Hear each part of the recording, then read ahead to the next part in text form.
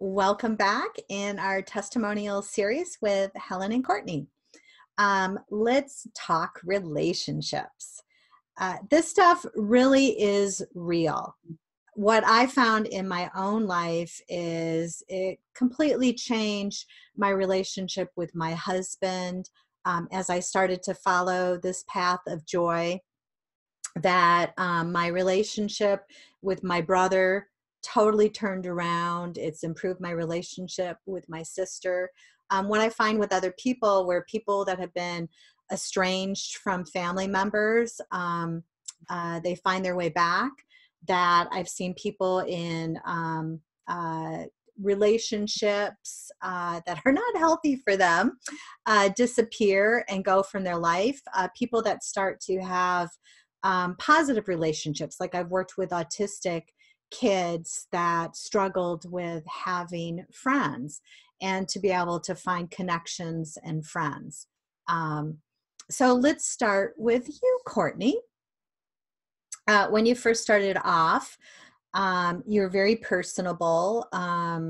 You had friends and connections, but you had a husband that was addicted, that had lots of depression and struggles. And in some ways, you didn't even know what it felt like to have that healthy, significant other in your life. That it was almost, it's like you were in survival and just kind of dealing.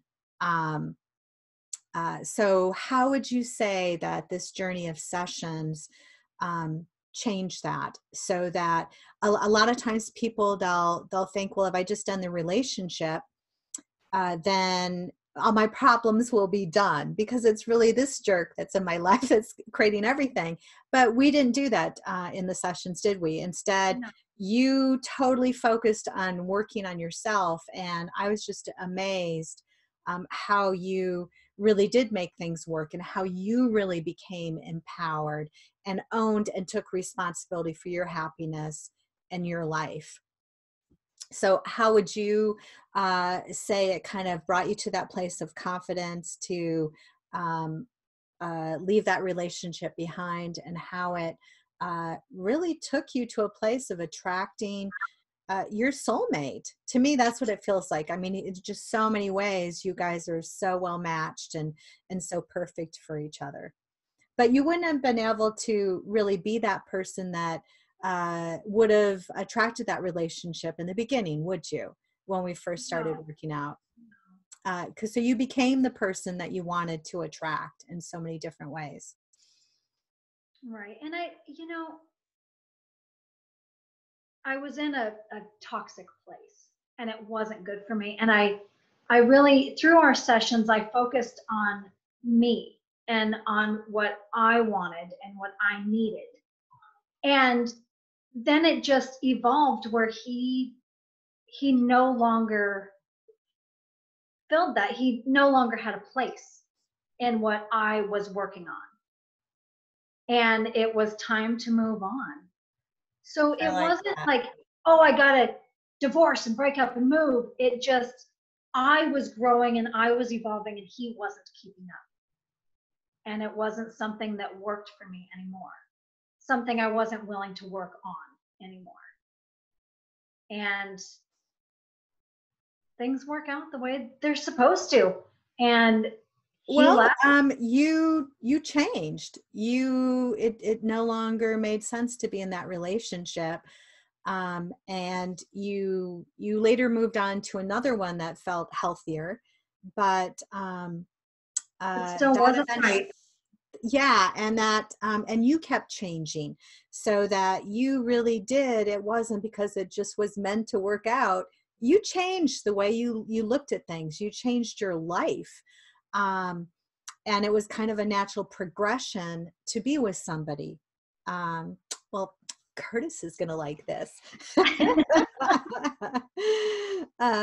So that you really are in this amazing relationship.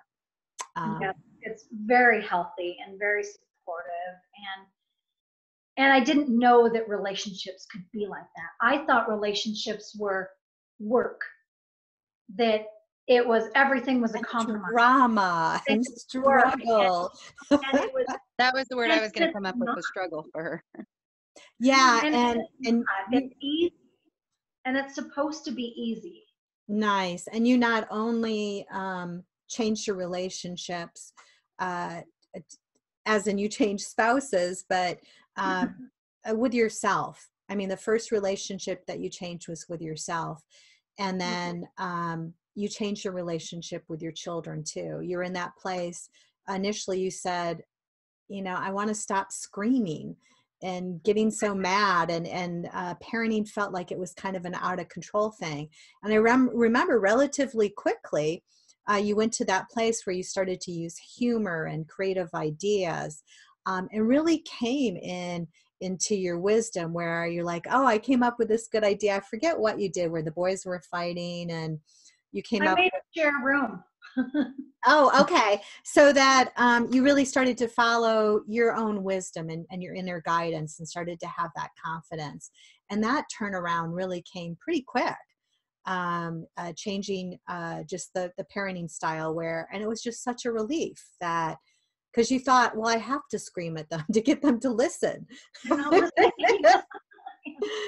And so, wow, it's like it changed your kids' lives in different ways too. Yeah, it did, and I think they're happier and better off for it. I think it was very good for them to see where mom's not mad and mom's not angry all the time. That Well, yeah. there can be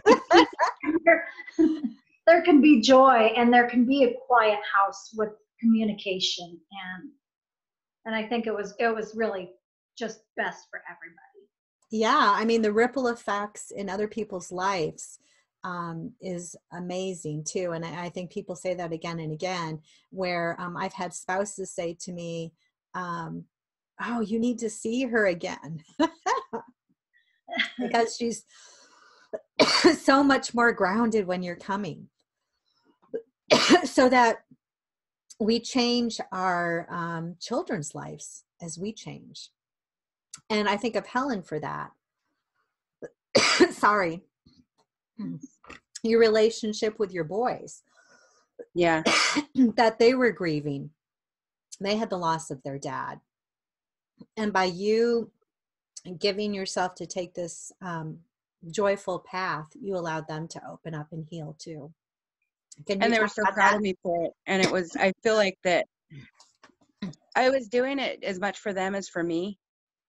And so they're learning as much as I am, because I share with them what I talk about and what happens and, you know, what we do. And I think it has brought us all a really long way. And the fact that they're proud of me for doing it means everything to me. Sorry. No, we all have emotions. But to know that they're proud of me and that I can help them grieve because I am dealing with my grief. In the beginning, they were carrying me, and it felt like that wasn't supposed to be their job. And I was having a hard time with it, so I was closing off. And now it's like I come home and I'm open, you know, after my sessions or just throughout the week, all that, you know, we talk about everything, and we talk about how we feel about it, and we change the perspective, and we work on it together. And I like to think that I'm a good model for them for how to do it, instead of, you know, I don't have the words that I need for it. But you saw a difference in your son's life. I You have, could feel yes, my them. kids, both of them, that, I mean, they have been able to get through this journey of that's their own, that of losing their dad. And they've been able to have a kind of template that, you know, that, oh, okay, it's okay if I'm sad, but it's not going to stay. And it's not, you know, it's this isn't just how it is forever. It's going to be better. Also, wouldn't you say it's okay to be joyful? It's okay for It us to is. live our life. Yeah. And We all had to learn that. That was one that we all had to learn, that it's okay to be happy about something. I have my first grandchild on the way, and all of us, are so excited about it, and we know that it's okay to be excited about it, and it's okay to be happy, and that this is a gift, and it's something that's meant to bring the joy to our lives, and we can embrace it, and we can love it, and we can be so excited for her, and it's okay, and it doesn't mean that we don't miss their dad and that we don't miss my husband, and but it's all a part of it, and it's okay to be happy because that's what he wants. He wants us to be happy, and he wants us to be joyful, and it makes it so much easier to do that knowing that that's what he wants. Yeah. Yeah. So it's like this really changes relationships. I know I've seen different people too, where they start to gravitate, just like Courtney did, to different people in their lives, Hmm.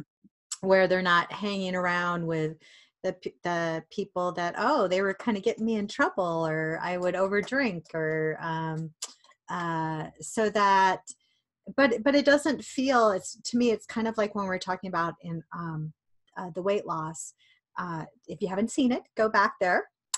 That it almost feels it's just natural. It's just Hmm. something that you want to do. It doesn't feel The like you boys, have to muster up the willpower. It feels, it's yeah. like more effortless and easy. We all just naturally came closer together. We all became closer for it, and we shared in all of it, and we found joy in each other, and it's it's brought me and my sons closer than we ever were before. Well, and let's talk about the relationships that we have with ourselves. I would say for both of you, and I know it's worked the same way with me, where I feel good about myself. I give myself permission to make mistakes and be human, and I don't beat up on myself like I would before. So that it's okay for me to be happy, even if I haven't achieved all my goals, or I don't look like a supermodel, or I have different issues going on in my life. So that my relationship with myself has dramatically changed as I continue to take this journey. How about you, Courtney? Would you say how you look at yourself, how you feel about yourself? Yeah, it is improved, and it is always improving, and there's always room for growth. So I always go back to the tools and the Sharonisms of, I can do Welcome it. to the human It'll be race. fine. And I give myself permission to be scared and to have doubt, but I don't stay there. I use that fear as a motivation to move forward and to do it. I love that. So many people think that um, oh, you're just supposed to be positive all the time, and it's No. not about that at all. It's about not judging. You don't have to judge your emotions. That all the emotions are totally okay, but if the goal is joy, and we want to move towards that, because life works better, everything goes better in the joy, that we can use that fear, and instead we can show up for it and address it. And I know you've done that too. I think it was with your skipper test recently. You were kind of sharing that you went to a fearful place, and then you talked yourself into, you showed up for the fear. Like, well, what if you do fail it? So what? You can take it again. You didn't have to make it such a big deal. And I know we went to that place again and again too, where we'll go to this drama place and get caught up in the drama. And when you first came to me, you were filled with a lot of self-doubt. You didn't believe that, you would never have thought, if somebody said to you, you're going to become a skipper, and you're going to go scuba diving and fire dancing. And you're like, I don't think so. So that, like what you were saying in one of our other, in this testimonial series, in another one of them, that it's building blocks. And I love what you said, that you keep building those blocks and even more is possible. And it's so freeing that we don't have to be perfect. We don't have to have it all together. It's okay if we fail. So what if you failed the skipper test, which you didn't, by the way? She got one of the highest. Did you get the highest score in the class? No, second. The second Got highest. the highest score. And this is the woman that came from, she didn't, when you first came to me, you didn't have a high school degree. You had dropped out to have a baby. And it's like, oh my gosh, now you're a lawyer's assistant and you're just at a whole different place. Because oftentimes people will judge themselves as if you're not as capable or smart as somebody else because you don't have a degree or credentials behind your name. And that was a big part of, we let go of those labels. What other people think about us really is none of our business. That we get to love ourselves anyway. And that's super freeing. How about you, Helen, for the relationship with yourself? I have become much more accepting of myself. I don't put so much pressure on myself.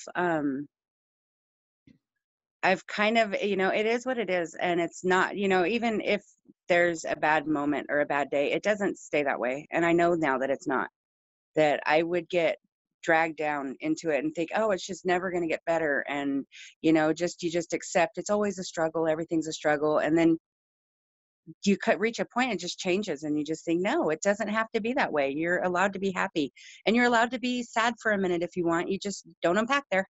You just know that it's a moment, and you honor the moment, you let the moment pass, and you move on, and you find your joy again. What I love is you shared, I think it was our last session, where you said, well, now I feel beautiful. Mm-hmm. Where I feel beautiful deep inside me. Glowy. Yeah, I like that. I feel Glowy. glowy a lot. Yeah, to where I just feel like there's a light inside, and it feels good. Oh, wow. I love that. And that's a good way to put it, where it's like our light comes on. Mm-hmm. My light comes on. Yeah, where, and you also talked about too, that you're not going to that place of being, like you said, so hard on yourself. That I had a timetable. I had a list. I had things of, okay, I should be here by now. This is where I should be. Why am I still feeling this way? And why am I still doing this to myself? And why?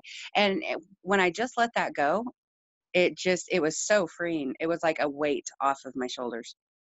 And then we end up getting more done, don't we? Yeah. And I more. just felt better. And it was amazing the strides that I took the minute I realized that I don't have to have a certain time that this is done. I don't have to do it a certain way. And I don't have to just be okay right now because that's what I think I'm supposed to do. And as soon as I let go of that, it just opened. Everything opened. And it was freeing. Nice. Yeah, from that place too, it really does help us to accomplish our dreams when we have that beautiful relationship with ourselves, where it's okay if something goes wrong or we mess up or we make a mistake or we're not perfect.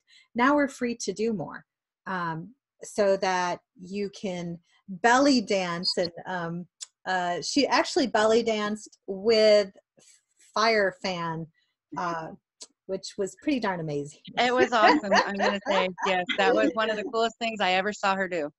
Yeah. And I love the music selection that was in Cascade that one time. So that